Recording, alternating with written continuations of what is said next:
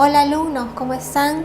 La última clase fue de liderazgo y nos quedamos con una última plantilla que decía autoliderazgo. No sé si quedó claro el término, pero si bien liderazgo tiene que ver con seguidores, influir en los demás, el autoliderazgo tiene que ver más con uno mismo. ¿Cómo así? Gestionarte a ti mismo para poder generar aquello que tú quieres crear en tu vida. ¿Ok? ¿Y cómo hacerlo? Primero reconociendo cómo somos, o sea, tenemos que tener claro que somos seres integrales. No solamente se nos va a medir por aquello que conocemos.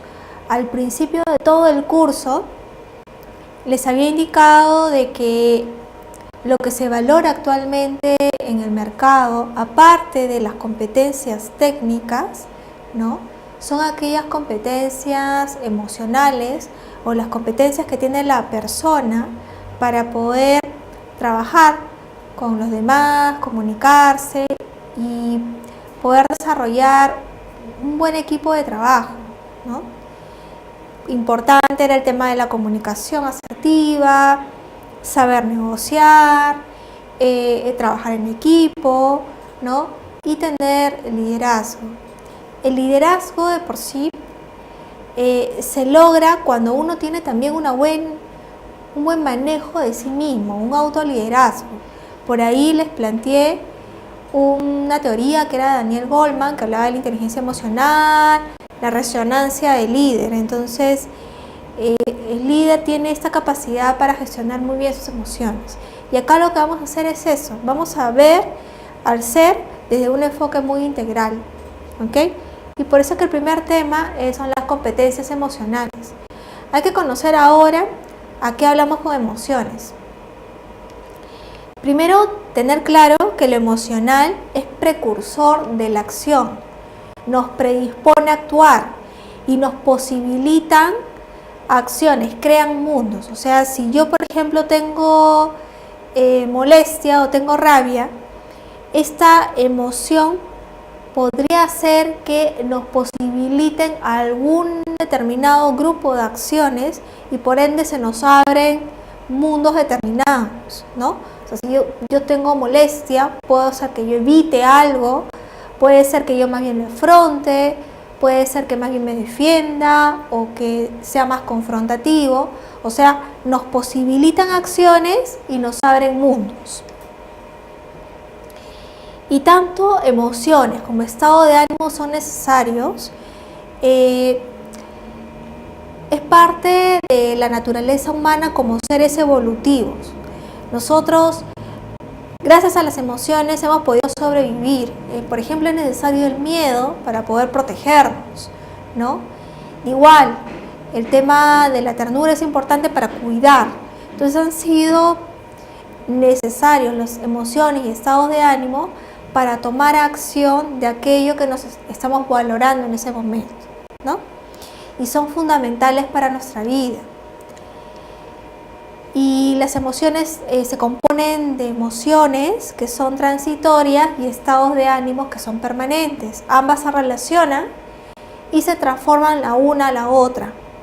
Entonces es importante distinguir que el mundo emocional es integral, ¿no? Y tiene tanto emociones que son duraderas como emociones de momento.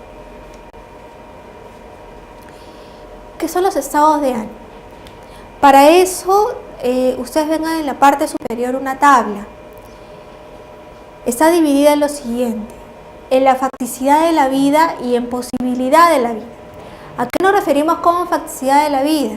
Son aquellos hechos de la vida que no podemos cambiar. Por ejemplo, mi edad. Yo no puedo cambiar mi edad. O de repente no puedo cambiar si es que he pasado hace poco por el fallecimiento de algún familiar, no lo voy a poder cambiar. Son hechos. Posibilidades de la vida son aquellos aspectos que no están ocurriéndome, pero son alternativas que se podrían presentar en la vida como posibilidades, ¿no? la forma en que yo vivencio una facticidad o una posibilidad determina mi estado de ánimo. Por ejemplo, si yo me opongo, no acepto a algo que considero un hecho, una facticidad, voy a vivir en resentimiento. Por ejemplo, si no acepto, me opongo al hecho de una pérdida de un familiar, voy a estar resentido, como que es algo injusto, no me gusta este hecho. Y si en cambio acepto ese hecho, le doy duelo, voy a vivir un poco más tranquilo. Si yo me opongo, no acepto ante una posibilidad de la vida, ¿no? Alternativa de la vida, voy a vivir en resignación. Por ejemplo, imaginemos que tuve una pérdida laboral, ¿no? Estoy buscando trabajo y estoy 3 meses en la búsqueda. Y luego digo, no voy a conseguir un trabajo. O sea, el hecho de que no esté trabajando no significa que no podamos en un futuro trabajar. Puede ser que para algunos sean más fáciles que otros. Pero el negar esa posibilidad, no aceptar esa posibilidad, puede hacer que me resigna con lo que tengo. No voy a conseguir. Pero si en cambio yo acepto la posibilidad de que es probable que consiga, pues voy a vivir en entusiasmo, voy a ser más proactiva en mis búsquedas, insistir más, ¿no? Y perseverar en mi proceso. Es como yo afronto esos hechos fácticos o esas posibilidades, cómo determina mi estado de ánimo. Acá mismo lo hice, la manera en que nos relacionamos con aquellas cosas que no podemos cambiar, que son fácticas, o con posibilidades que aún no se presentan en nuestra vida, pero que tenemos en la vida, nos predispone a ciertos estados de ánimo básicos. Ninguno de esos estados de ánimo son buenos o malos, simplemente los sentimos y sucede. Pero ¿qué debemos hacer? Para poder potenciar esos estados debemos primero legitimar, sí, estoy resignado, sí, me siento resentido. Y luego, una vez que legitimamos eso, sí, me está ocurriendo, podemos construir, ok, me siento resentida porque, no sé, vamos a tocar un tema un poco más light, ¿no? No me gusta la edad que tengo, por ejemplo, ¿no? Entonces, siento que he hecho poco en todos los años que he vivido y siento un resentimiento porque quizás siento que hay personas que han limitado esas posibilidades antes. Si yo me doy cuenta que yo estoy en resentimiento, que me estoy oponiendo a un hecho que es mi edad, que eso no lo voy a poder cambiar y todo lo pasado, si yo acepto, ok, voy a estar un poco más tranquila y voy a ver ahora de qué me tengo que hacer cargo frente a eso. Si todavía hay temas que me incomodan, ¿qué es lo que tengo que hacer para poder potenciarme y poder alcanzar esto que yo puedo hacer? Ya no las cosas fácticas que no puedo cambiar, sino las cosas que sí, esas posibilidades que puedo hacer y aceptarlas. Son estados de ánimo un poco más permanentes, ¿no? O sea, no es que sean emociones pasajeras. ¿Qué son emociones? Son más pasajeras, o sea, ocurre un hecho, no sé, por ejemplo, acabo de encontrarme con una amiga, me pongo contenta. Sucedió algo y eso lo interpreté como un evento satisfactorio y entonces estoy contenta, ¿no? Así es. Existen 6 emociones básicas según el libro de Susan Block y son tal cual como están enumeradas ahí. Disculpen, algunos términos pueden ser interpretados de otra manera, pero lo que he hecho fue tomar del libro de Susan Block y lo he puesto ahí, ¿no?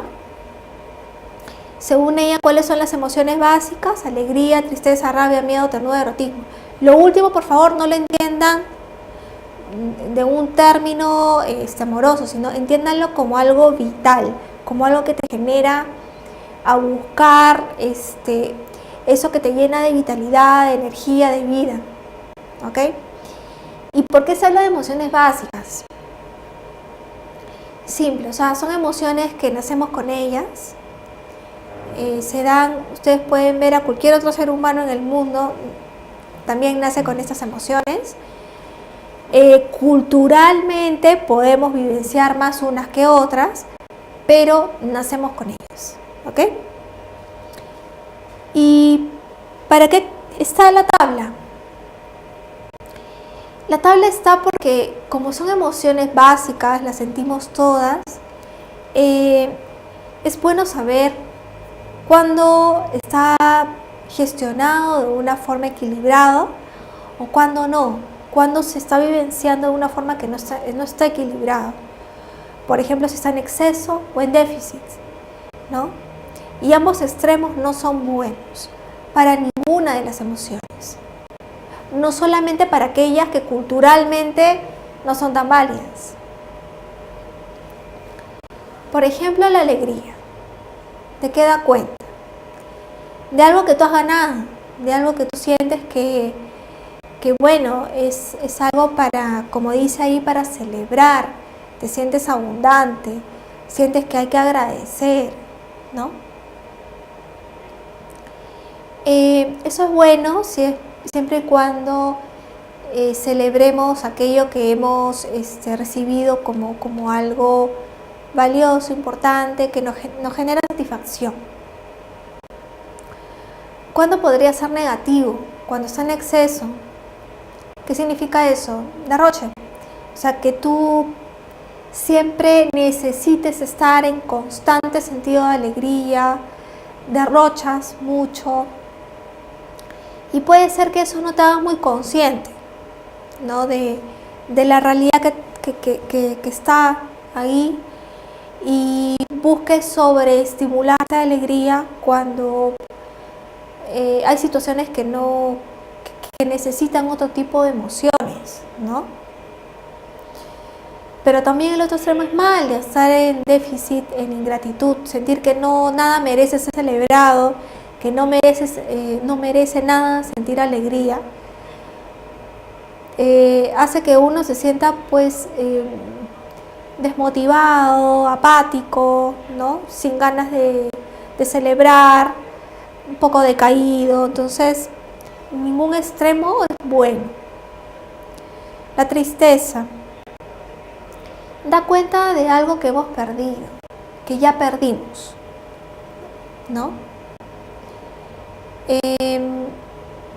Uno diría, pero ¿por qué sería bueno vivir en tristeza? Es que no estamos hablando de que las emociones sean buenas o malas, sino que suceden, ¿no? Todo depende de cómo actuemos después de que se suscita esa emoción. Si estamos actuando de una manera adaptativa, si estamos actuando de una manera saludable para nosotros, ¿no? Entonces, la tristeza se da que hemos perdido algo, pero no cualquier pérdida. O sea, es algo que perdimos, es algo que ciertamente valorábamos. Y por eso es importante, porque da cuenta de eso que valoramos, que sentimos que merece ser atendido. Y cuando está en equilibrio, lo que genera es añoranza.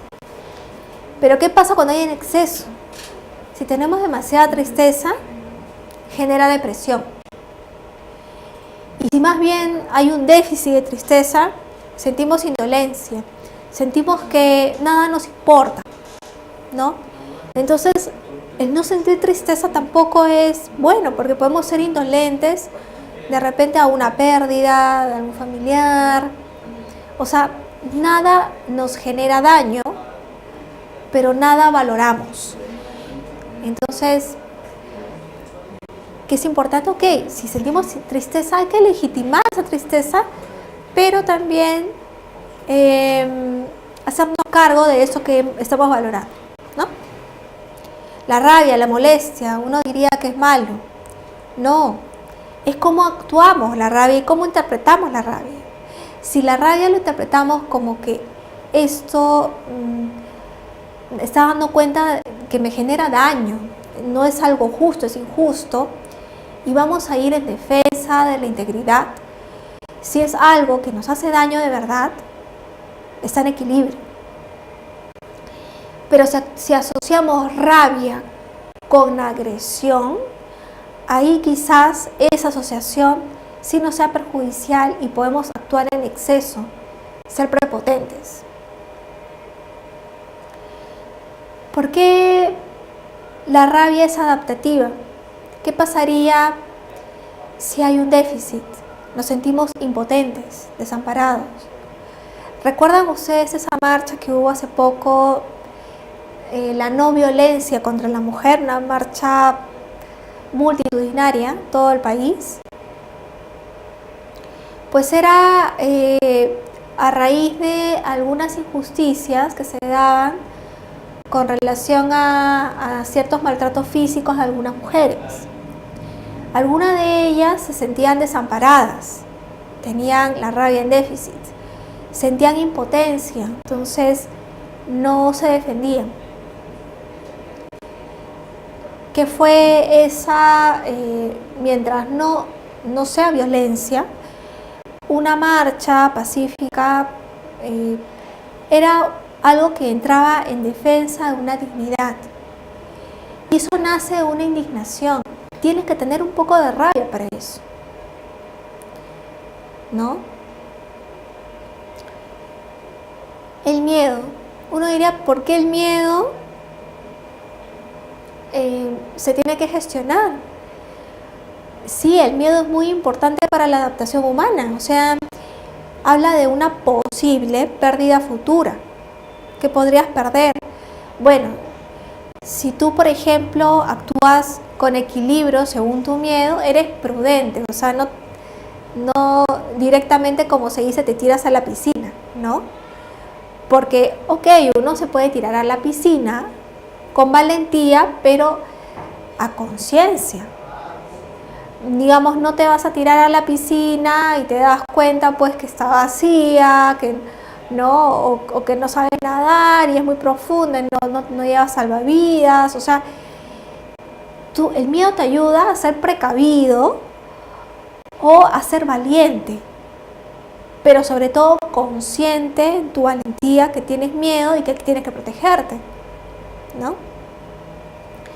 Pero ¿qué pasa si hay un exceso de miedo? Te paralizas, puedes actuar con cobardía y no afrontar aquello que necesitas afrontar. Por ejemplo, hay personas que tienen muchísimo miedo a emprender un negocio.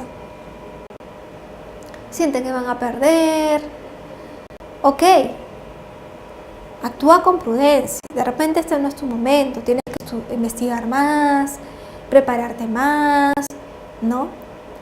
Pero si siempre te embarga el miedo y nunca haces nada por salir adelante, posiblemente estés paralizado ante el miedo, y eso no es bueno. O si más bien tú dices, yo no tengo miedo a nada, y actúas de forma temeraria, ¿qué pasaría con las consecuencias de eso? Podría ser perjudicial para ti. El miedo en equilibrio es bueno, te hace ser prudente, valiente, pero tampoco cobarde ni temerario. Si se dan cuenta, cada emoción se puede convivir con esa emoción, dar cuenta de esa emoción, gestionarlo, sin vivenciarlo, de forma desbalanceada, ¿no? Es el extremo lo que de repente nos puede generar algún tipo de inconvenientes. Ternura refiere a aquello que merece ser cuidado, o sea, es esa intención humana de querer proteger. Cuando está en equilibrio, sientes compasión, necesidad de cuidar. ¿Qué pasa cuando hay en exceso? Pues existe un tema de sacrificio, ¿no? O sobreprotección, ¿no? lo cual no necesariamente es muy saludable, ni para la persona que está siendo cuidada, ni para uno mismo. Y cuando hay déficit, estamos hablando de una sensación de que nada merece ser cuidado, entonces te pones un poco más negligente, ¿no? La siguiente emoción, por favor, no lo malinterpreten, tiene que ver más con lo vital, con eso que ustedes buscan disfrutar, gozar en equilibrio, ¿no? Es compartir con los demás, hacer fusión con los demás, ¿no? Pero ¿qué pasa cuando está en exceso? Hay simbiosis, demasiada dependencia, sientes que tu identidad ya no existe sin las otras personas. Sería un problema. Y cuando hay un déficit de esta emoción, hay como un estado de desconexión, como que sientes una desvitalización, sientes que nada merece la pena, no hay vitalidad, te desconectas con los demás, ¿no? ¿Qué les sugiero? Tomen hoja y papel y vean la tabla de emociones. Identifiquen esas emociones, las 6, y lean todo lo que da cuenta cada una de esas emociones y cómo es en equilibrio. Se van a dar cuenta que preservan algo particular, que no son buenas ni malas, nacemos con ellas. Son como alarmas de algo que nos sucede internamente que es mucho más importante. Y les pregunto, ¿qué emociones básicas les cuesta más experimentar? Si les cuesta más experimentar, ¿ustedes las bloquean? ¿Cómo las bloquean? Y sobre eso que están dando cuenta, esas emociones, ¿qué está pasando con eso que dan cuenta que hace que ustedes quieran bloquear la emoción? ¿Qué está pasando con eso? ¿Cómo percibo las emociones del otro? ¿Me estoy dando cuenta cuando alguien está triste? ¿Cuando tiene miedo? ¿Cuando está alegre? Y volviendo a la anterior pregunta, ¿cómo es que yo habito esas emociones? ¿Está en exceso? ¿Está en déficit? ¿Está en equilibrio? Si está en equilibrio, ¿cómo así? Si no lo está, si las bloqueo o si está en exceso, de eso que da cuenta, ¿cómo me puedo hacer cargo de ellas? ¿Qué me están diciendo? Les dejo unos minutos para que ustedes piensen y pónganse ustedes, dense cuenta, oye, siento tristeza cada vez que ocurre esto, pero luego me da miedo y empiezo a no tenerlo en equilibrio y a veces las bloqueo. Pero ¿qué te está dando cuenta de esa emoción? La emoción de por sí no es mala, lo que pasa es que tú has reaccionado ante esa situación. ¿Qué te está ocurriendo con esa situación? ¿Qué ha gatillado esa emoción? O sea, esa situación, ¿qué tan importante es para ti? ¿Qué valoras de eso? ¿Qué estás perdiendo con eso? Y ante eso ustedes vean cómo se pueden hacer cargo de eso que ustedes están valorando, las están evitando, las están bloqueando. ¿Cómo se pueden hacer cargo? Así como hay emociones básicas, hay emociones mixtas. Mixtas es que en realidad se ha ido formando con los años que tenemos de vida. O sea, no es que nacemos con ella de manera innata. Se han formado, digamos, con el proceso de socialización que tenemos. Y no voy a mencionar todas, ¿ok? Acá hay 2 tablas de eso. Voy a mencionar algunas y les voy a decir cómo vamos a trabajar. Generalmente ustedes tengan más emociones mixtas en la mente, ¿no? Por ejemplo, culpa, frustración, Por ejemplo, angustia, celos, ansiedad, es muy común a veces, ¿no? ¿Qué es lo que vamos a hacer? Lean la tabla y luego vean qué da cuenta. Por ejemplo, la culpa da cuenta de transgresión de valores personales, ¿no? Por ejemplo, digamos que estoy haciendo un trabajo y yo sé que está mal que yo copie el trabajo de promociones anteriores, pero lo hago. ¿Qué pasa? Si yo siento que estoy transgrediendo un valor personal, o sea, yo siento que no me gusta, siento que está mal y lo hago y estoy transgrediendo ese valor personal, siento culpa. Eso me predispone a castigarme, o sea, digo, yo estoy mal, estoy haciendo mal. O castigar a los otros, puedo decir, es por culpa del profesor, que no me ha enseñado bien, puedo decir, es culpa de amigos que no me han dejado hacer la tarea, me han dicho para salir y castigar, ¿qué genera? ¿Es saludable para nosotros? Queda en la sombra, o sea, que no, al momento de castigarme, ¿qué no está generando? Que yo disfrute, que me sienta en paz. Por ende, ¿qué es lo que tengo que hacerme cargo? No de la emoción. La emoción te está diciendo algo. Lo que tenemos que hacernos cargo es de aquello que estamos transgrediendo. Si yo sé que esto es un valor para mí y luego de hacer eso me voy a castigar, lo primero que tengo que hacer es aceptar el hecho y luego tomar conciencia, no volver a hacerlo o ser honesto con el hecho. Lo que yo considere me va a ayudar a resolver la culpa. Si yo más bien siento, ansiedad, ¿no? Dice ahí, ¿qué da cuenta de la ansiedad? Necesidad de saber o resolver algo del futuro que no existe aún. O sea, yo quiero saber o quiero resolver ya algo, pero todavía no se da. Y no se va a dar porque es futuro. Entonces, si yo estoy pensando mucho en eso, que va a ocurrir, que esto, que lo otro, me voy a descentrar, no voy a enfocarme, nos predispone a pensar en eso, ¿no? Y no podemos concentrarnos en lo que estamos haciendo, o lo hacemos todo ansioso, ¿no? Y podemos perder foco, queremos controlar demasiado.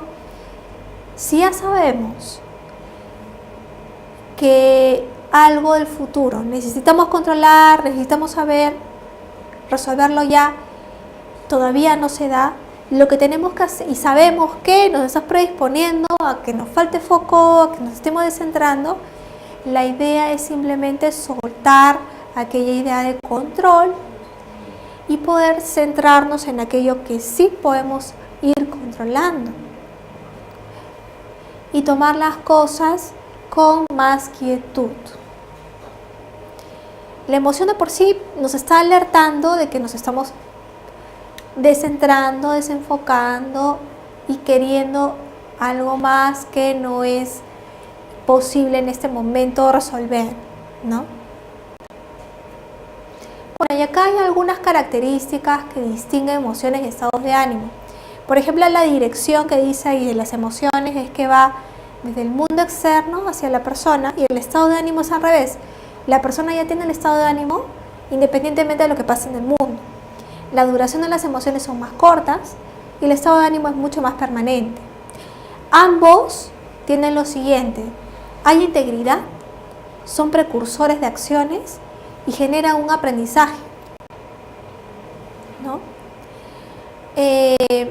¿Por qué genera un aprendizaje? Porque nos invita a nosotros tomar conciencia y poder gestionarlas.